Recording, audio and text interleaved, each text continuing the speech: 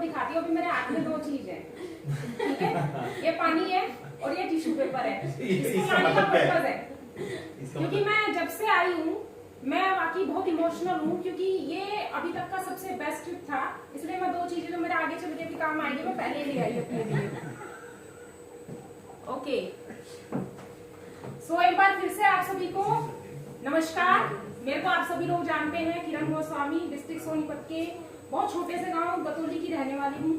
Medium class family से हूँ और मुझे ये बताने में कोई संकोच नहीं होता कि मेरे फादर एक सर्विसमैन है, मदर मेरी होममेकर है। और नेपाल की जर्नी शेयर करने के बाद ना आपको बताऊंगी कि मेरे लिए यूनिवर्सिटी इतना स्पेशल क्यों है। क्योंकि ये मैटर नहीं करता कि आप यूनिवर्सिटी में है कि नहीं, मैटर ये करता है आपके अंदर यूनिवर्सिटी कितना है, ठीक है। तो मेरा जो नेपाल का ट्रिप है, मैं झूठ नहीं बोलूंगी कि 11 तारीख से शुरू हुआ था। मेरे लिए नेपाल 9 तारीख से शुरू हो चुका था, क्योंकि 9 तारीख से मतलब मेरा पूरा फोकस पैकिंग करने में, ये लेके जाना है, फर्स्ट डे ये पहनूंगी, सेकंड डे ये पहनूंगी, थर्ड डे मतलब पूरा। अपनी फ्रेंड को, मेरी जो बहुत क्लोज फ्रेंड है गरिमा, मैंने उसको घर बुलाया। मैंने कहा मेरी प्लानिंग करवा कि मुझे क्या क्या पहनना चाहिए, लेकिन मैं तेरे को बता दी मुझे यहाँ जाना है, उस हिसाब से तू मेरा पूरा पैकिंग करवा दी, ठीक है। 10 तारीख को पूरा इमेजिनेशन में, एक्साइटमेंट में निकल गया। 11 ऑफ दिसंबर वो दिन आया जब हम लोग नेपाल के लिए निकल चुके थे, ठीक है। तो कब मैं मतलब सुबह से कुछ नहीं कर पाई, मेरे को बस जाने का एक्साइटमेंट था। मैं 1 बजे घर से निकल गई और वहां जाके जब होटल के अंदर एंट्री किया, अपने रूम में घुसी, मतलब जैसे यशदेव सर ने कहा बहुत सारी बातें तो उन्होंने मेरी चुरा दी। अब मैं मतलब वाव फीलिंग आई। बहुत अच्छा होटल था, 5 स्टार प्रॉपर्टी है वो, बहुत खूबसूरत होटल था। बहुत अच्छे से हमने वहां पे रेस्ट किया। फिर जैसे ही हम लोग दिल्ली ऑफिस आए, मतलब माला जी, प्रकाश जी एंड विक्की भैया, आप लोगों को स्पेशल थैंक यू, क्योंकि मैंने माला जी को बोला आपने जिस तरीके का अरेंजमेंट किया था ना यहाँ पे, है ना, वो कहते हैं ना बंजर जमीन में फूल उगाने जैसा था, क्योंकि यहाँ आसपास वो चीजें आपको मिल ही नहीं सकती। और उस तरह का अरेंजमेंट, मतलब जैसे ही हम लोग बस से उतरे, ढोल बज रहे थे हम लोगों के स्वागत के लिए। रात के कितने, आई थिंक 9 बजे, 9 बजे अभी, 9:30 हो रहा था, 9:30 के आसपास, 9:30 बजे आप दिल्ली ऑफिस पहुंचते हो और पूरा दिल्ली का स्टाफ यहाँ पे मौजूद है और आपका ढोल बाजों के साथ स्वागत करता है, तो कितनी वाव फीलिंग आती है। उसके बाद जो डिनर का अरेंजमेंट किया था आप लोगों ने, बहुत स्वादिष्ट खाना था, सब लोगों ने बहुत अप्रिशिएट किया आप लोगों को। फिर जब नेक्स्ट डे हम लोग नेपाल के लिए निकले, तो नेपाल मतलब जैसे ही हमने वहां कदम रखा था ना, एक्साइटमेंट हाई होना शुरू हो गया था, क्योंकि हमें बस में पता चला कि one of the best hotel of Kathmandu में हम लोग रुकने वाले हैं। तो मैंने तो एंट्री गेट से ही उसको शूट करना स्टार्ट कर दिया था कि देखो कि हम एंटर कर गए हैं होटल के अंदर। और वहां पे जितना वार्म वेलकम हुआ, जो उनका ट्रेडिशनल कल्चर है उसको फॉलो करते हैं, छोटी छोटी वो बच्चियां, मेरे ख्याल से 5 साल 7 साल की लड़कियां थी, इतना अच्छे से वार्म वेलकम हुआ, नेचुरल खुशी हो रही थी अंदर से, बहुत अच्छा वेलकम हुआ। जैसे ही मैं अपने होटल के अंदर घुसती हूँ, लिटरली कोई नहीं देख रहा था मुझे, कोई नहीं सुन रहा था, मेरे मुंह से एक ही शब्द निकलता, वाव, ऐसे कर रही थी मैं लिटरली। इतना खूबसूरत होटल, इतना मजा आ गया। और जैसे ही मैंने मेरे विंडो से बाहर का आउटसाइड व्यू देखा होटल का, ओहो भाई साहब, मैं तो रूम की हो गई, मैंने कहा इसको नहीं छोड़ूंगी। ओके, फिर उसके बाद हम लोगों ने डिनर किया। डिनर का बहुत अच्छा अरेंजमेंट था, पूल साइड था जो होटल का, वहां पे उसके बाजू में डिनर का अरेंजमेंट किया गया था। बोन फायर लगी थी, मतलब बिल्कुल हमें ठंड का एहसास नहीं हुआ। हालांकि उस टाइम पे 4 डिग्री सेल्सियस टेम्परेचर था वहां का, जहां हमने बैठ के डिनर किया। बहुत अच्छा डिनर था। और पता है कंपनी की एक और खास बात यूनिवर्सिटी की क्या है, वहां पे जैन फैमिली से काफी सारे लोग आए हुए थे।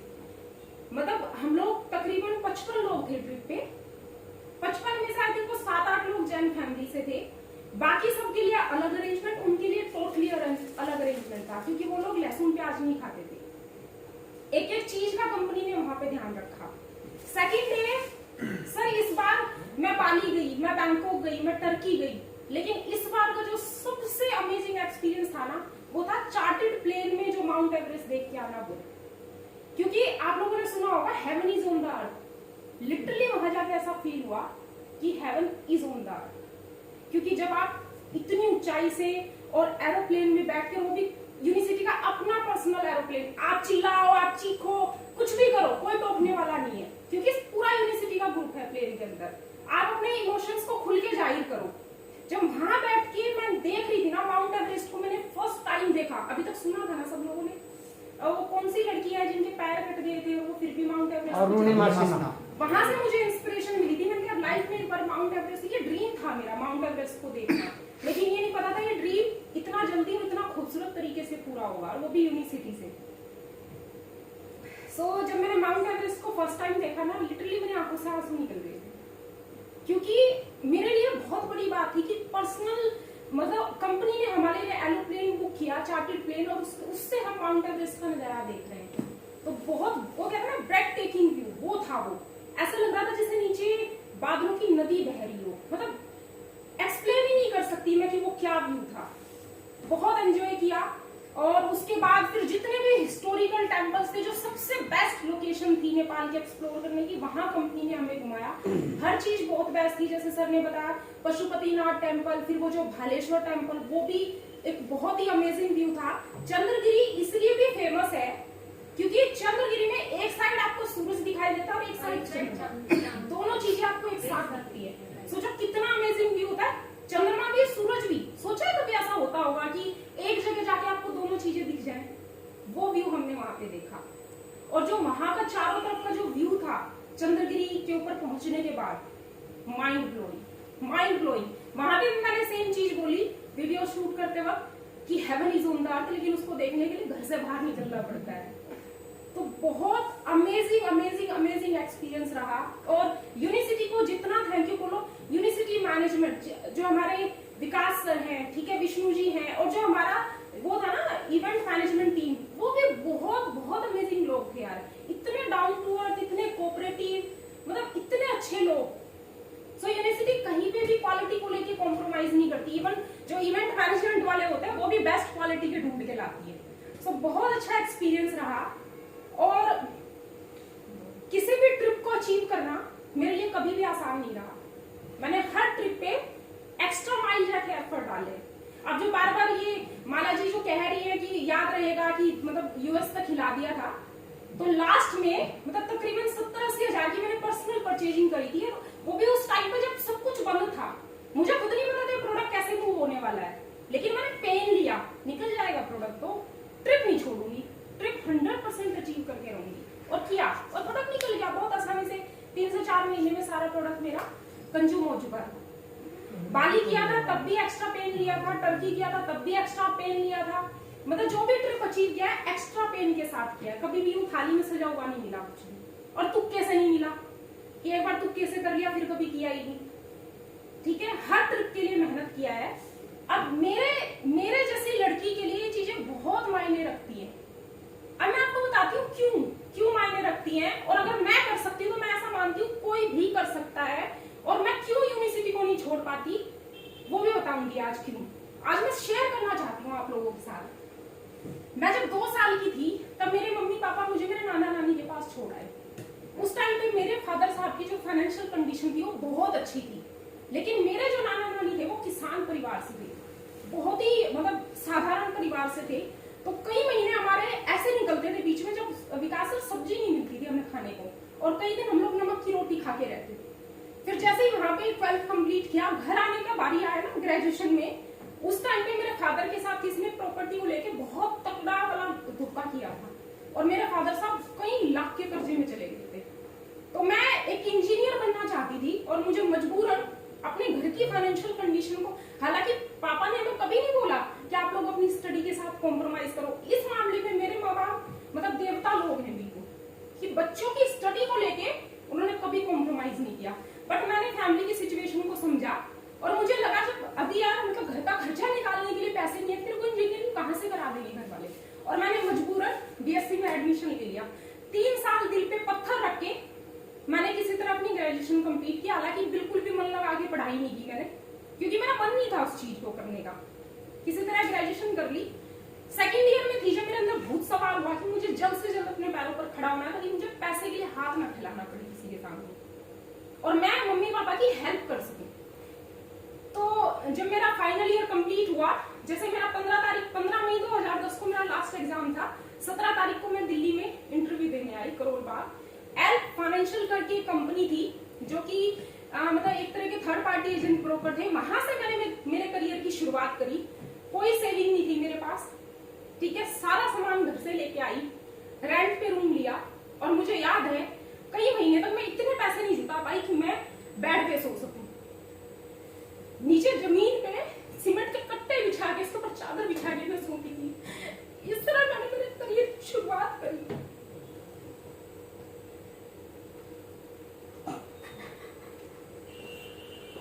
अभी क्यों बोलूंगी जरूर, चाहे कितना भी मैं भावुक हो जाऊं। ओके, सो ऐसे करते करते बहुत स्ट्रगल किया अपनी लाइफ में आगे बढ़ने के लिए।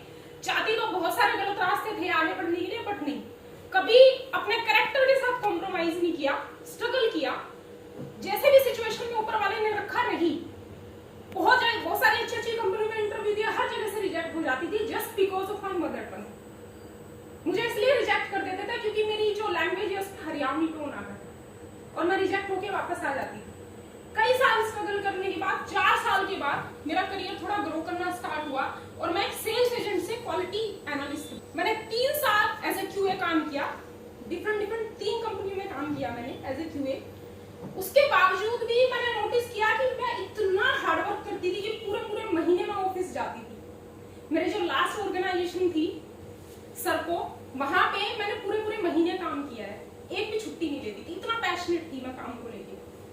लेकिन मेरे सपने नहीं पूरे हो पा रहे थे और मुझे हमेशा से एक कसक थी कि कुछ तो ऐसी अपॉर्चुनिटी मिले जहां पे कि मैं अपने आप को एक्सप्लोर कर पाऊं। मेरे जो सपने हैं उनको मैं पूरा करना। घूमने फिरने की बहुत शौकीन हूँ, travelling is in my blood. मुझे ट्रैवलिंग के नाम से ही खुशी मिलती है। सो उसके बाद 2016 में और किसी भी चीज के लिए मैं ग्रेटफुल रहूं ना रहूं, लेकिन एक इस चीज के लिए कि इन शख्स के जरिए, तरुण जी के जरिए मुझे यूनिवर्सिटी मिली, इसके लिए मैं ताउम्र इनके लिए ग्रेटफुल रहूं। तो एंड ट्रस्ट मी, इससे पहले कोई मेरा नेटवर्क मार्केटिंग का कोई बैकग्राउंड नहीं था, है ना। पहली कंपनी थी यूनिवर्सिटी, बहुत पैशनेट थी। मैं सब जानते हैं मुझे, मेरे अंदर कितना पैशन था। मैंने काम करना शुरू किया और करते करते यूनिवर्सिटी की जर्नी भी कभी आज नहीं शेयर करूंगी, ये भी कभी इजी नहीं रही। यहाँ पे भी जैसे जॉब में स्ट्रगल किया ना, बहुत स्ट्रगल किया मैंने बिजनेस को बिल्ड करने के लिए। ऐसा नहीं कि बिजनेस बहुत डिफिकल्ट था, इसलिए क्योंकि मुझे सीखने में वक्त लगा। बिजनेस तो आसान था लेकिन मुझे सीखने में वक्त लगा। मैंने बहुत गलतियां करी, अपनी गलतियों से सीखा और 2017 में मेरा पहला टूर अचीव हुआ, पाली इंडोनेशिया। इतनी ज्यादा excited I can tell you कि मुझे कितनी खुशी हुई थी बाली जाके। मैंने एक पल को जिसे कहते हैं ना जिया था। मुझे याद है 4th डे जब हम वहां से चेकआउट करने वाले थे, विकास सर ने मेरे से एक सवाल पूछा था, कैसा एक्सपीरियंस रहा बाली का। मैंने एक ही लाइन बोली थी, सर जिंदगी को जिया है मैंने तो 4 दिनों में। बहुत अच्छा ट्रिप रहा, बहुत यादगार ट्रिप, बहुत खूबसूरत कंट्री थी वो भी। उसके बाद फिर बैंकॉक गई, वहां पे 25,000 डिस्ट्रीब्यूटर के सामने मैंने इंडिया को रिप्रेजेंट किया। उस दिन भी वो भी मेरी लाइफ का एक बहुत ही जैसे कहते हैं ना यादगार दिन रहेगा हमेशा, क्योंकि उस दिन मैं इतना रोई थी लाइन में खड़े हुए, क्योंकि 20 कंट्री के लोग आए हुए थे, बहुत लंबी लाइन थी, बहुत लंबी लाइन। वहां पे मैं खड़ी थी इंडिया को रिप्रेजेंट करने के लिए, मेरा नंबर आने वाला था एज ए सीनियर डायरेक्टर अपनी रैंक के साथ। इतना रो रही थी, किस लिए? खुशी की वजह से कि एक डिसीजन ने कैसे बैकग्राउंड से निकल के आई, क्या क्या लाइफ में फेस किया, उसके बावजूद आज मतलब इंडिया को रिप्रेजेंट करेगी, वो भी इतने लोगों के सामने। मतलब लोग जाके होता है ना, मतलब जैसे होता है कि जाके स्टाइल मारते हैं, फोटो खिंचाते हैं, हाय हेलो। मैं इतना लॉस्ट थी कि मुझे कुछ होश नहीं था। भारत का झंडा मेरे हाथ में था, आंखों में आंसू थे, बहुत मुश्किल से कंट्रोल करने की कोशिश कर रही थी क्योंकि कोई नहीं रो रहा था वहां जाके स्टेज पे। तो मुझे लगा मैं रोऊंगी तो पता नहीं यहाँ लोग क्या सोचेंगे। तो बड़ी मुश्किल से अपने इमोशन को कंट्रोल करके स्टेज पे गई और उतर गई, है ना। लेकिन यादगार पल थे, कभी नहीं भूलूंगी, क्योंकि वो इमोशंस जो मैंने फील किए ना, वो मेरे लिए बहुत इंपॉर्टेंट थे। उसके बाद फिर टर्की का वीजा ही लोगों को नहीं मिलता, बहुत खूबसूरत कंट्री। और अभी नेपाल, मतलब मेरा जो एक ड्रीम था कि मैं हिमालय को देखूं, वो यूनिवर्सिटी ने इतने खूबसूरत तरीके से पूरा किया। उसके लिए यूनिवर्सिटी को जितना थैंक यू बोलूं कम है। और मैं यूनिवर्सिटी को अभी तक, मेरी 6 साल की जर्नी हो चुकी है, कभी भी मैंने ये नहीं सोचा कि मैं यूनिवर्सिटी क्विट कर दूं। मतलब थॉट आया बट डिसाइड कभी नहीं किया, भटकी नहीं कभी भी अपने रास्ते से। बहुत लोग मिले जिन्होंने मुझे खरीदने की कोशिश करी, बट मेरा जो ड्रीम है ना वो बिकाऊ नहीं है। मैंने बहुत लोग इस जर्नी में देखे, जब आते हैं यूनिवर्सिटी की इतनी तारीफें करते हैं, product best, company best, plan best, होते। दो चीजें होती हैं, या तो वो झूठ बोल रहे थे, है ना, या तो उन्हें नॉलेज नहीं है। क्योंकि कल तक आप जिस चीज को बेस्ट कह रहे थे, आज आप उसे गालियां दे रहे हो। मैं कभी ऐसा नहीं करूंगी। मैंने एक इवेंट में जयपुर में हमारा एक आरटीपी हुआ था, मैंने कहा था जब तक नेटवर्क मार्केटिंग में हूं यूनिसिटी में रहूंगी, कोई और दूसरी कंपनी नहीं करूंगी। क्योंकि सीमेंट के कट्टों पे सोने वाली लड़की को जिस कंपनी ने बैंकॉक में 25,000 लोगों के सामने ले जाके खड़ा कर दिया, वो मेरे लिए बहुत बड़ी बात थी। एक होता है पैसा कमाना, एक होता है इज्जत के साथ पैसा कमाना, है ना। हम हमेशा लाइफ में हमेशा हमारे पास ऑप्शन होता है चूज करने का। आप चूज कीजिए, पैसा कमाना है कमा लो, बहुत है, बहुत कंपनियां चल रही है, बहुत इन्वेस्टमेंट प्लान वाली कंपनियां चल रही है ना। वहां आपको आसानी से पैसा कमाने का रास्ता बताया जाएगा। लेकिन आप डिसाइड करो आपका स्टैंडर्ड क्या है, सिर्फ पैसा कमाना है या इज्जत के साथ पैसा कमाना है। यूनिसिटी ने इन पिछले 6 सालों में, क्योंकि नेटवर्क मार्केटिंग प्रोफेशन ही ऐसा है कि आपको एक बहुत अच्छा इंसान बनाता है, आपकी मोरल वैल्यूज, आपका विजन, आपके गोल्स सब बदल जाते हैं। पहले मैं अपने लिए जीना चाहती थी, बड़ा घर खरीदूंगी, बड़ी गाड़ी खरीदूंगी। अभी मेरा लिटरली पता है क्या विजन है, मैं चाहती हूँ मैं लाखों लोगों की जिंदगियों को बदलूं, मैं वो जरिया बनूं जिससे लाखों लोगों की लाइफ चेंज हो, ताकि जब मैं इस दुनिया से रुखसत हूं, जाना तो सबको है ना, लोग कहें कि इस लड़की की वजह से हमने अपनी लाइफ का ये सपना पूरा किया। And direct selling in network marketing वो प्लेटफॉर्म है जहां पे आप ऐसा कर सकते हो, जहां पे आप वाकई लोगों की लाइफ को चेंज कर सकते हो, चाहे प्रोडक्ट से हो चाहे अपॉर्चुनिटी से हो। दोनों ही वे में आप लोगों की लाइफ को चेंज करोगे। प्रोडक्ट यूज करोगे, हेल्थ अच्छी करोगे, बिजनेस समझा दिया हमको तो लाइफ भी चेंज हो जाएगी, ट्रांसफॉर्म मेरी तरह, है ना। और अभी भी मैं यही मानती हूँ कि मुझे हकीकत में नेटवर्क मार्केटिंग की अभी भी पूरी नॉलेज नहीं है, मैं अभी भी सीख रही हूँ, हकीकत में सीख रही हूँ। लेकिन सोचो सीखते सीखते ऐसे बैकग्राउंड से निकल के मैं यहाँ तक आ गई, 4 फॉरेन टूर अचीव कर लिए, तो आप लोग क्यों नहीं कर सकते? सब कर सकते हैं, बस सिर्फ कंफर्ट जोन से बाहर निकलना है। चैलेंजेस से घबराते हैं ना, चैलेंज कहाँ नहीं है, कहाँ चैलेंज नहीं है बताओ? कहाँ लाइफ बहुत इजी है, होम की डोरी वाली लाइफ मिलती है, कहाँ पे? मैंने जॉब किया, इतनी गालियां पड़ती थी बॉस की ना, 10,000 रुपए सैलरी मिलती थी और लिटरली वो माँ बहन तक पहुंच जाता था मेरी, सबके सामने, पूरी मेरी टीम के सामने माँ बहन की गालियां सुनी है मैंने, तब मैंने वो जॉब क्विट कर दी थी। कहाँ पे लाइफ में चैलेंजेस नहीं है? लेकिन लोग इतने चैलेंज वाली जॉब को करके भी अपने सपनों को पूरा नहीं कर पा रहे। मैं ऐसे बहुत सारे लोगों को जानती हूँ पर्सनली जो बहुत अच्छी पोजीशन में है, शायद उनकी सैलरी की बात करूं तो लाखों रुपए उठाते हैं वो सैलरी के, है ना। लेकिन फिर भी उनके पास इतनी फुर्सत नहीं है कि वो 4 दिन एकदम फ्री माइंड होके कहीं घूम आए परिवार को लेके। चले भी जाते हैं ना तो वहां पे सस्ते से सस्ती तो चीजें ढूंढेंगे, है ना, सस्ते में निपट जाएगी। और फिर भी माइंड में टेंशन होती है, कारोबार को कैसा चल रहा होगा, कैसे होगा, है ना, जॉब में जाके ये करूंगा, मतलब स्ट्रेस नहीं निकलता उनके दिमाग से फिर भी। लेकिन डायरेक्ट सेलिंग आपको वो प्लेटफॉर्म देती है, वो अपॉर्चुनिटी देती है जहां पे मुझे लिटरली इन 5 दिनों में कुछ याद नहीं था, सिर्फ एक चीज याद थी, यूनिवर्सिटी ने मुझे ये अपॉर्चुनिटी दी है नेपाल को एक्सप्लोर करने की, मजे ले जितने लिए जाए, मुझे कुछ याद नहीं था यार कसम से, मैं सब भूल चुकी थी, इतना स्ट्रेस फ्री माइंड था मेरा। तो मैं आप लोगों को यही कहूंगी, एंड यूनिवर्सिटी हकीकत में जो मैंने देखा है ना, कभी भी क्वालिटी को लेके कॉम्प्रोमाइज नहीं करती। एक ऐसी कंपनी जो अपने मतलब छोटे रैंक से लेकर रैंक यहाँ कभी मायने नहीं रखती। आप यहाँ पे यूनिवर्सिटी मैनेजमेंट टीम का बिहेवियर देखिए सबके प्रति, चाहे कोई मैनेजर है चाहे कोई डायमंड है, सबको इक्वली ट्रीट करती है, रेस्पेक्टफुल कंपनी है, रेस्पेक्ट देती है आपको फील कराती है कि आप एक वीआईपी इंसान हो। पैसा कमाना है तो कमा लो कहीं भी, लेकिन रेस्पेक्ट के साथ पैसा कमाना है तो यूनिवर्सिटी इज द बेस्ट। और ये इंडस्ट्री, बहुत लोग कहते हैं ना सपने दिखाते हैं जी, चेक दिखाते हैं बड़े बड़े, हकीकत में दिखाते नहीं है, वो होता है यहाँ पे, वो सपने पूरे होते हैं। अरे मेरे जैसी लड़की, मैं फिर कह रही हूँ, मेरे पास ऐसे भी दिन आते थे जॉब में जब मेरे पास खाने के पैसे नहीं होते थे, मैं जैसे तैसे महीने के एंड में नमक की रोटी खा के रहती थी। जब मेरे जैसी लड़की की लाइफ को इस हद तक ट्रांसफॉर्म, और मेरी बहुत गलतियां रही है नेटवर्क मार्केटिंग में, मैंने बहुत भर भर के गलतियां करी है, जिसकी वजह से आज मैं यहाँ पहुंची हूँ।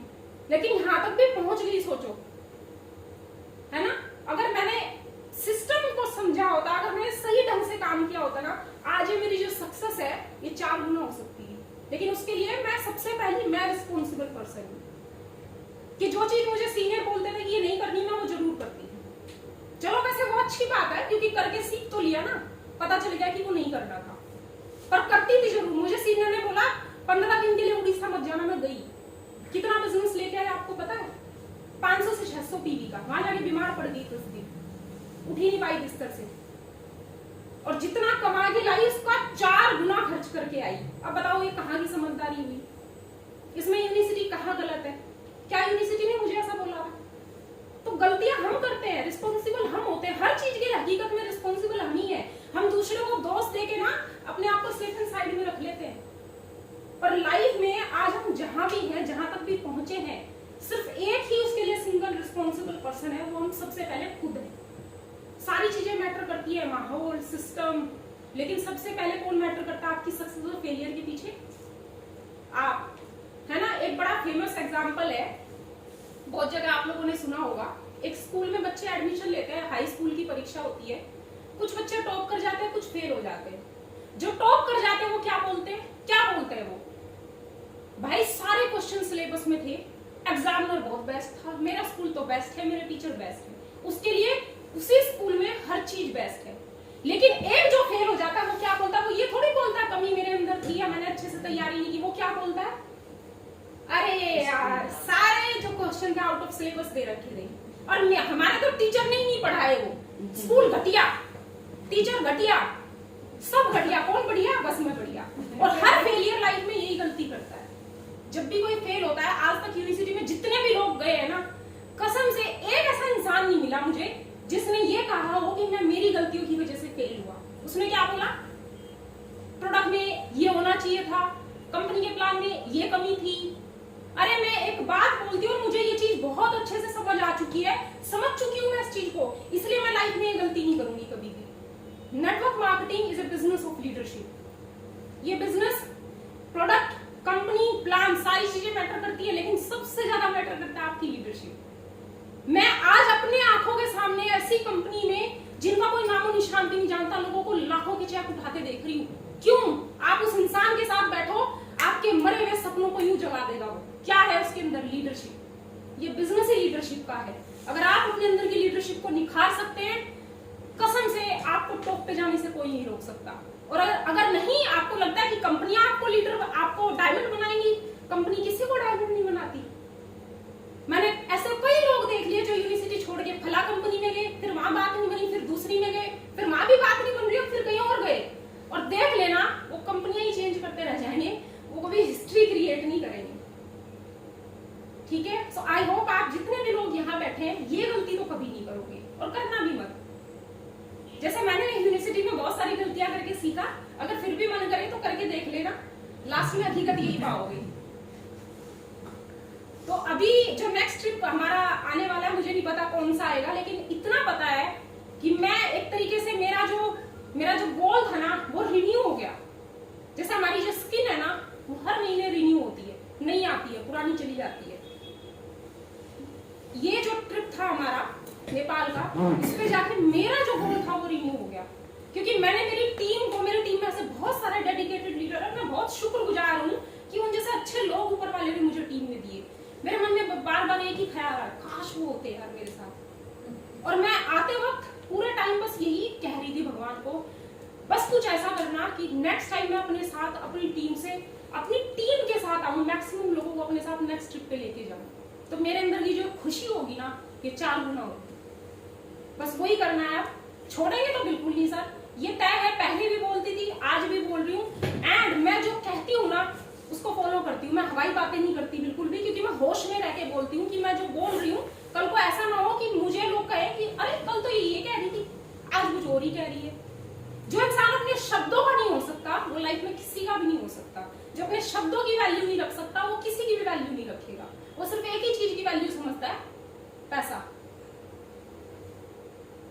एंड थैंक गॉड कि मेरी मोरल वैल्यूज मुझे ऐसा आदेश नहीं देती, ऐसी इजाजत नहीं देती कि मैं ऐसा करूं, और मैं करूंगी भी नहीं ऐसा। इतना ही कहना चाहूंगी। कोई बात नहीं,